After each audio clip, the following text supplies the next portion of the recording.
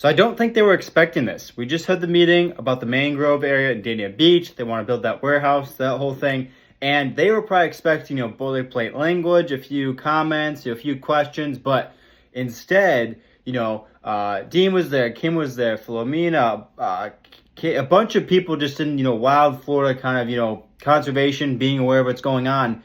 And several people, Missy was also there, and many people of the public, and also the mayor and one of the commissioners, maybe a couple, got to sit in and they got to hear that we presented concerns about the importance of having mangroves here. It's the largest continuous area in that spot, and you can't just assume that because you saw a few animals that weren't endangered or threatened that they don't ever frequent that area, that it's the impact of dumping a bunch of dirt and filling material onto the mangroves that you want to build on is going to be disastrous.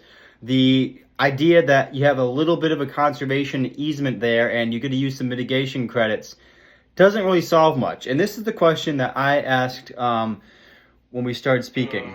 Not by me, but... Gotcha. Yeah, my name's Sergey Kelly with Florida Keepers, and been to this area a lot. That kind of connected mangrove area between and Cole, that whole Dania Beach area. It's a really cool area.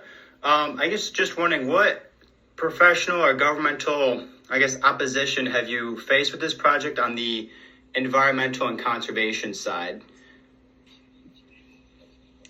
Well, I'll speak to the environmentally sensitive land map. That is a map series. And so this is one of the responses that he actually gave to a lot of people. And I think it's his best effort. But again, it's a lot of the kind of the rebuttal by, I'll have the screenshot of the Zoom chat here. But a lot of it was just, well, we have the permits, we're doing the process. So that should be enough to be right about this issue. But what we were all saying is, at the one hand, the developer is doing all they can with the policies and procedures that exist, which are not fully adequate, and then we get this really messy situation where we're saying what should be on the book should be there enough to protect this area, but it's not, and then they're there with their interest of building here. And hopefully, we tried to really have a lot of comments where it's like, all right, we get, you want to have a project. That's not the problem. There's tons of warehouses that are vacant or for sale. What if what if that was used instead? This land was kept for mangroves. You could even sell that land to Broward County, which owns the rest of the mangrove areas there.